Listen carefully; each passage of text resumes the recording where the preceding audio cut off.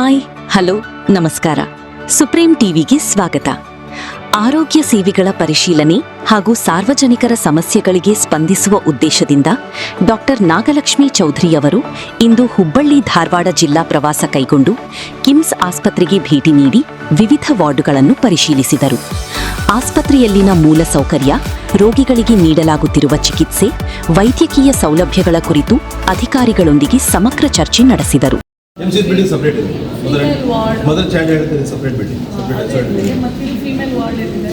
Female ward department concern department female opposite to male side separate segregated ಇದೆ. Normal ಇದು ಎಲ್ಲ ಇಲ್ಲಿ ಕೂಡ ಇದು sterilisation protocol. Yes madam, MCH ಮೂರು ಬಿಲ್ಡಿಂಗ್ ಅಲ್ಲಿ ಇದೆ. ಎಲ್ಲ ಸೆಂಟ್ರಲೈಸ್ ಅಲ್ಲ ಮೇಡಮ್, ಬಿಕಾಸ್ ಓಲ್ಡ್ ಬಿಲ್ಡಿಂಗ್. ಈ ಹಾಸ್ಪಿಟಲ್ ಸಂಬಂಧಪಟ್ಟಿದ್ದು ಒಂದು CSCD ಸಪರೇಟ್ ಇದೆ, PMSS ಅಂತ ಸೂಪರ್ ಸ್ಪೆಷಾಲಿಟಿ ಬ್ಲಾಕ್ ಅದಕ್ಕೊಂದು ಸಪರೇಟ್ ಇದೆ, ಮದರ್ ಅಂಡ್ ಚೈಲ್ಡ್ ಎತ್ತಿನಲ್ಲಿ CSCD ಸಪರೇಟ್ ಇದೆ. It be covered by separate ಇದಾವೆ. ಸಪರೇಟ್ ಆಗಿ ಎಲ್ಲ ಒಂದು ಕಡೆ ಮಾಡ್ತಾರಾ ಅಥವಾ ಏನು ಅವರವರಲ್ಲೇ ಮಾಡ್ತಾರಾ? ಇಲ್ಲ old high end sterilisation system ನಮ್ಮಲ್ಲಿದೆ ಮೇಡಮ್. ಇಲ್ಲಿ ಮೇನ್ ಬಿಲ್ಡಿಂಗ್ ಅಲ್ಲಿ ಒಂದು, because it is 2404 bedded hospital, different units ಇದಾವೆ. ಅಲ್ಲಿ ನಾವು ಅನುಕೂಲ ಆಗಲಿ ಅಂತಕೊಂಡು ಮೇಜರ್ ಸೆಲೆಕ್ಷನ್ ಮೇಲ್ ಬಿಲ್ಡಿಂಗ್ ಇದೆ, ಬಟ್ ಆ ಒಟ್ಟಿಗೆ ಅವಶ್ಯಕತೆ ಆಗಿರ್ತಕ್ಕಂಥ CSCD ಎಷ್ಟು ಇರ್ಬೋದು ಅಲ್ಲಿ ಸೆಗ್ರಿಗೇಟ್ ಆಗ್ತದೆ. ಮೂರು ಕಡೆ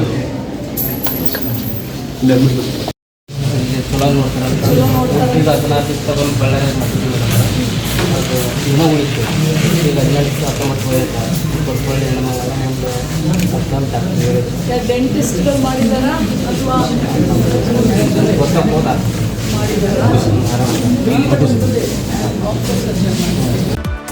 ಡಾಕ್ಟರ್ ನಾಗಲಕ್ಷ್ಮಿ ಚೌಧರಿ ಅವರು ವಿಶೇಷವಾಗಿ ತಾಯಿ ಮತ್ತು ಮಕ್ಕಳ ವಾರ್ಡ್ಗೆ ಭೇಟಿ ನೀಡಿ ಅಲ್ಲಿನ ಪರಿಸ್ಥಿತಿಯನ್ನು ಪರಿಶೀಲಿಸಿದರು. ಇದೇ ವೇಳೆ ಚಿಕಿತ್ಸೆ ಪಡೆಯುತ್ತಿದ್ದ ಒಂದು ಪುಟ್ಟ ಮಗುವಿನ ಆರೋಗ್ಯ ಸಮಸ್ಯೆ ಬಗ್ಗೆ ವೈದ್ಯರಿಂದ ಮಾಹಿತಿ ಪಡೆದರು. ಮಗುವಿಗೆ ತಕ್ಷಣ ಬೋನ್ ಟ್ರಾನ್ಸ್ಪ್ಲಾಂಟ್ ಚಿಕಿತ್ಸೆಯ ಅಗತ್ಯವಿದ್ದು, ಅದರ ವೆಚ್ಚ ಭರಿಸುವುದು ಆ ಕಡುಬಡವ ಕುಟುಂಬಕ್ಕೆ ಅಸಾಧ್ಯ ಎನ್ನುವುದು ತಿಳಿದುಬಂದಿತು.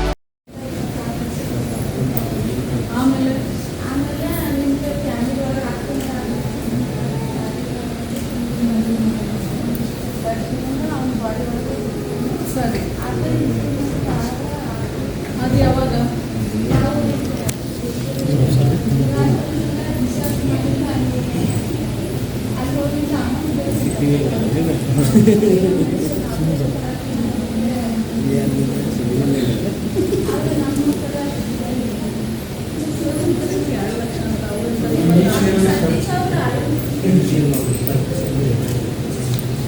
ಸಂಜಯ್ ಅವರೇ, ಕುಟುಂಬದ ಸಂಕಷ್ಟವನ್ನು ಗಮನಿಸಿದ ಡಾಕ್ಟರ್ ನಾಗಲಕ್ಷ್ಮಿ ಚೌಧರಿ ಅವರು ಮಾನವೀಯತೆ ಮೆರೆದಿದ್ದು, ಮುಖ್ಯಮಂತ್ರಿ ಪರಿಹಾರ ನಿಧಿ ಯೋಜನೆಯಡಿ 2 ಲಕ್ಷ ರೂಪಾಯಿ ನೆರವು ಒದಗಿಸುವುದಾಗಿ ಭರವಸೆ ನೀಡಿದರು. ಅಷ್ಟೇ ಅಲ್ಲದೆ ಮಗುವಿನ ಚಿಕಿತ್ಸೆಗೆ ಅಗತ್ಯವಾದ ಎಲ್ಲಾ ರೀತಿಯ ಸಹಾಯ ಹಾಗೂ ಸರ್ಕಾರದ ಮಟ್ಟದಲ್ಲಿ ಬೇಕಾದ ನೆರವು ನೀಡಲಾಗುವುದು ಎಂದು ಕುಟುಂಬಕ್ಕೆ ಧೈರ್ಯ ತುಂಬಿದರು. ಈ ಸಂದರ್ಭ ಮಾತನಾಡಿದ ಅವರು, ಬಡ ಕುಟುಂಬಗಳು ಹಣದ ಕೊರತೆಯಿಂದ ಚಿಕಿತ್ಸೆ ವಂಚಿತರಾಗಬಾರದು, ಸರ್ಕಾರ ಜನರ ಜೊತೆ ನಿಂತಿದೆ ಎಂದು ಹೇಳಿದರು. ನಾನು ಇವತ್ತೇ ಬೆಳಕೂರಿಗೆ ಬಂದಿದ್ದೀನಿ.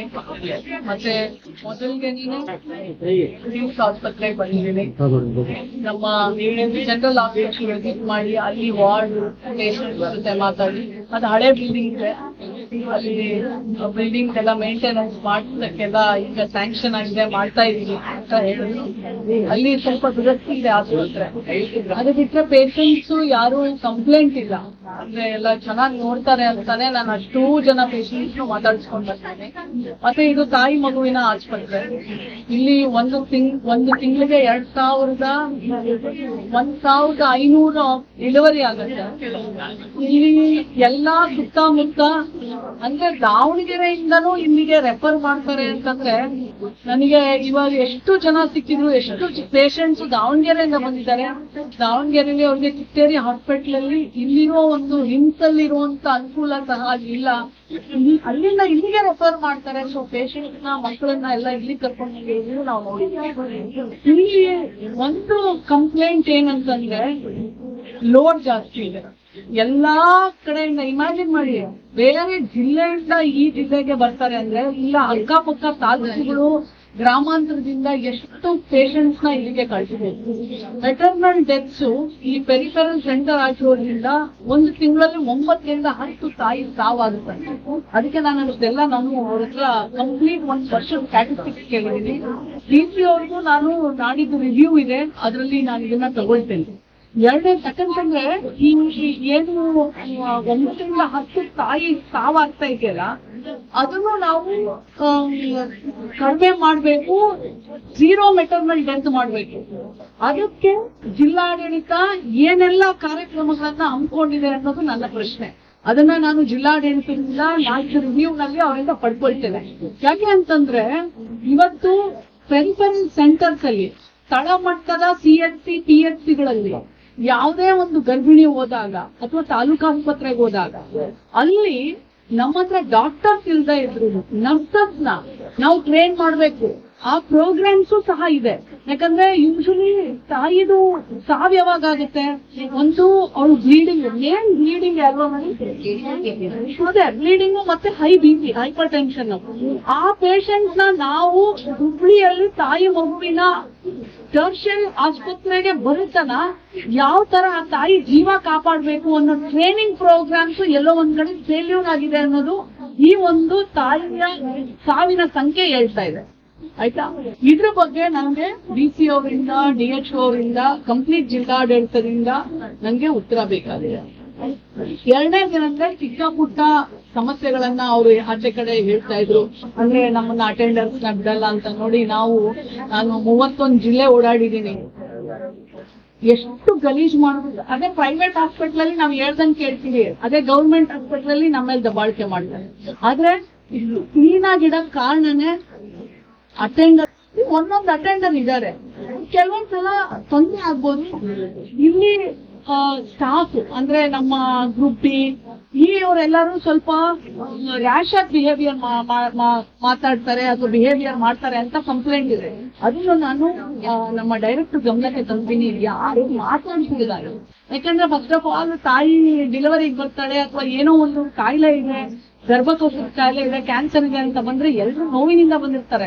ಅವ್ರ ಮೇಲೆ ನಾವು ಅದ್ಮೇಲೆ ದಬ್ಬಾಳಿಕೆ ಮಾಡ್ಕೊಂಡು ನಾವು ಮಾತಾಡೋ ರೀತಿ ಸರಿ ಇಲ್ಲ ಅಂತಂದ್ರೆ ನಾವು ಮತ್ತೆ ಗಾಯ ಮಾಡ್ದಂಗೆ. ಅದನ್ನ ಫಸ್ಟ್ ಸರಿ ಮಾಡ್ಕೋಬೇಕು. ಅದ್ ಸರಿ ಮಾಡ್ಕೊಂಡ್ರೆ ಅದಕ್ಕೆ ಹೊರಟೋಗ್ಬಿಡುತ್ತೆ, ಯಾರು ಪೇಷಂಟ್ಸ್ ಕಂಪ್ಲೇಂಟ್ ಮಾಡಲ್ಲ. ಆಮೇಲೆ ಕುಡಿಯೋ ನೀರಿನ ವ್ಯವಸ್ಥೆ ಎಲ್ಲ ಹೊರಗಡೆ ಇದೆ ಅಂತ ಹೇಳಿದ್ರು. ಅಲ್ಲಿ ನಮ್ಮ ಅಟೆಂಡರ್ಸ್ ಎಲ್ಲ ಅಂತಂದ್ರು, ಮೇಡಮ್ ನೀರೇ ಬರೋದಿಲ್ಲ ಅಂತ. ನಾನು ಅದೇ ಹೇಳಿದೆ, ನಾನು ಹೋಗಕ್ ಮುಂಚೆನೆ ಅದು ನೀರ್ ಪ್ರಾರಂಭ ಆಗ್ಬೇಕು ಅಂತ. ಈಗ ಪ್ರಾರಂಭ ಆಗಿದೆ ಅಂತ ಹೇಳ್ತಾ ಇದ್ದಾರೆ, ಈಗ ಹೋಗಿ ನೋಡ್ತೇನೆ. ಸೊ ಮತ್ತೆ ಬೆಡ್ಸ್ ಇಲ್ಲ ಇಲ್ಲಿ, ಲೋಡ್ ಜಾಸ್ತಿ ಆಗಿರೋದ್ರಿಂದ ಪೇಷಂಟ್ಸ್ ಜಾಸ್ತಿ, ತಾಯಂದ್ರು ಜಾಸ್ತಿ, ಮಕ್ಕಳು ಡೆಲಿವರಿ ಜಾಸ್ತಿ, ಎಮರ್ಜೆನ್ಸೀಸ್ ಜಾಸ್ತಿ.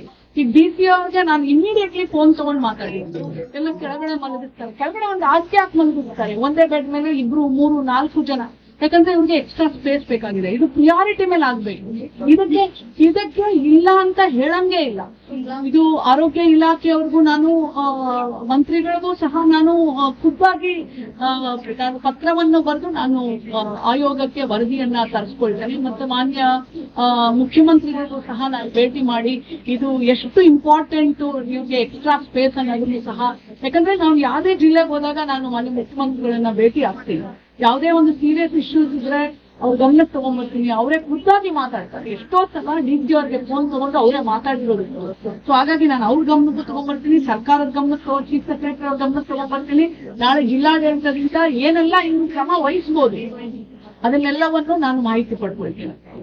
ಈಗ ಉತ್ತರ ಕರ್ನಾಟಕದ ಬಹುತೇಕ ಜಿಲ್ಲೆಗಳ ರೋಗಿಗಳು ಇಲ್ಲಿ ಬರ್ತಾರೆ, ವರ್ಕ್ಲೋಡ್ ಜಾಸ್ತಿ. ಅದೇ ತರ ಸಿಬ್ಬಂದಿ ಮೇಲೆ ಒತ್ತಡ ಜಾಸ್ತಿ ಆಗ್ತಾರೆ. ಈ ಸಿಬ್ಬಂದಿ ಕೊರತೆನೂ ಅಷ್ಟೇ ಇದೆ. ಹಾಗಾಗಿ ಅದನ್ನು ಸರ್ಕಾರದ ಗಮನಕ್ಕೆ ತರ್ತೇವೆ. ಖಂಡಿತವಾಗ್ಲೂ ನಾನು ಫಸ್ಟ್ ಕೇಳಿದೆ, ಔಟ್ಸೋರ್ಸಿಂಗ್ ಅಲ್ಲಿ ಇವರು ತಗೊಂಡಿದ್ದಾರೆ, ಸಿಬ್ಬಂದಿ ಎಷ್ಟು ಬೇಕು ಅಷ್ಟು ತಗೊಂಡಿದ್ದಾರೆ ಅಂತ ಹೇಳಿದ್ರು.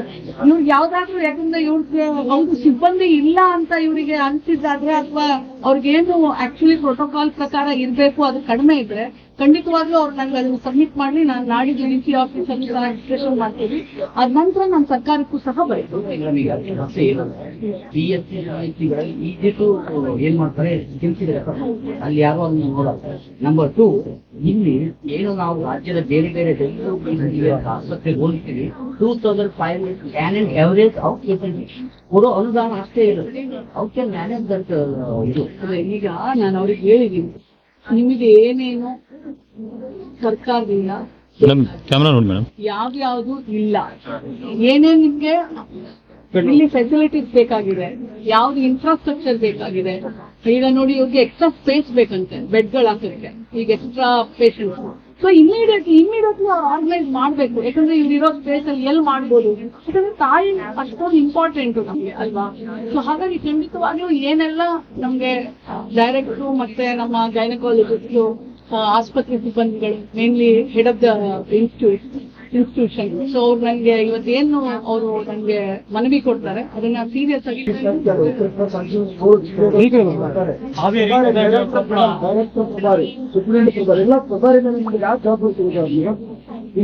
ಒಳ್ಳೆ ಕೆಲಸ ಮಾಡಿದ್ರೆ ಈ ಡಿಪೆಂಡ್ ಆಗ್ತಾರೆ. ಅವ್ರ ರಿಟೈರ್ಮೆಂಟ್ ಅಲ್ಲ, ನಾ ಹೇಳ್ತಾ ಇರೋದು ಅವ್ರಿಗೆ ಒಂದು ವರ್ಷ ಅವ್ರಿಗೆ 1 ವರ್ಷ ಪೂರ್ತಿ ಮಾಡ್ತಾರೆ. ಇನ್ನೇ ಒಂದು ಪ್ರಭಾರಿ ಯಾಕೆ ಕಾಯಂ ಮಾಡ್ತಿಲ್ಲ, ಪ್ರಭಾರಿಗಳ ಮೇಲೆ ನಡೆದಲ್ಲ ಅಂತ ಈ ಪ್ರಭಾರಿ ಹೇಳ್ತಾ ಇದೆ.